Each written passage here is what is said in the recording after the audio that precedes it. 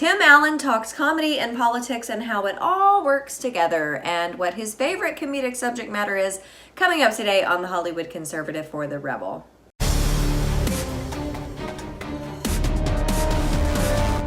Tim Allen is somewhat of a legend. I think he is anyway. Now, much of Hollywood hates his political views, but over his 30-year career and between Home Improvement, the Santa Claus franchise, and his current hit sitcom, Last Man Standing, the guy has serious staying power, whether you like him or not.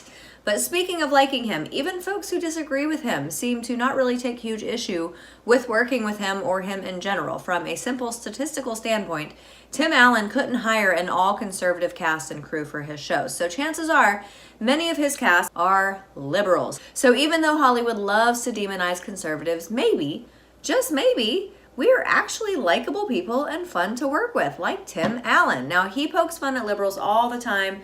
I have seen his stand-up act at Laugh Factory in Hollywood numerous times, and it is always packed with standing room only. They can't all be conservatives in that room. Well, I guess they can, but the more likely scenario is that he's just funny, and humor possibly brings us together. I guess it's also possible that there are some liberals out there who can actually take a joke. I know, I just heard what I said.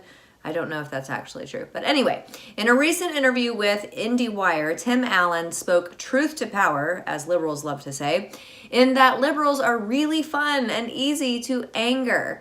In the exchange, he said this: "I like pissing people off. And I said, there's nothing, especially in this area, that pisses people off more than a very funny conservative. A smart, funny conservative that takes shots and is certainly self-effacing. The left-wing point of view is so pervasive that they don't even realize it's a point of view." So yes, pissing off liberals becomes a little bit more palatable for even the liberals involved in his show when the ratings are so good. During its reboot, the opening episode of Last Man Standing was the most watched Friday telecast in 18 years for Fox. 12.4 million people watched it across multiple platforms, and it has dominated Friday night shows for 6 weeks since the reboot's debut. The show has always been somewhat political. Tim Allen's character, Mike Baxter, is a conservative Republican. But in an interview this summer in preparation for the show and his own comedy routines leading up to the election, he admits that even he thought Hillary Clinton was going to win. In an interview with Variety, he said this: "We really had planned, like so many other people, that Mrs. Clinton would have been president, and they had a whole bank of material at the ready for it. The night that Trump pulled it off, those of us in the comedy business went, shoot, because now we didn't have all of that pantsuit stuff." Oh, Tim, did you really think she was just going to go away? We can still make fun of her pantsuits. So, Last Man Standing has done very well. The reboot of Roseanne also did well, but after Roseanne Barr's Twitter rant, her subsequent firing and cancellation of her show, how did the spinoff The Conners do? Not great. Like, really, really not great.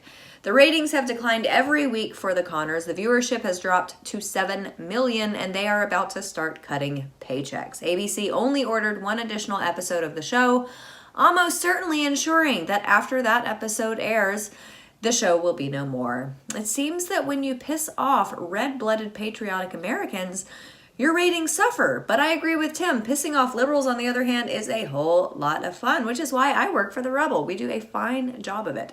Thanks for watching, everybody. I'm Amanda Head, the Hollywood Conservative for The Rebel.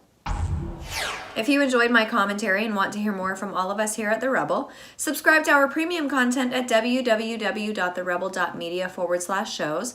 Make sure you're following us on Facebook and Twitter for all of our latest news, and download our new app for The Rebel Media on the App Store. That way you will have instant and easy access to all of our latest videos and your favorite Rebel shows.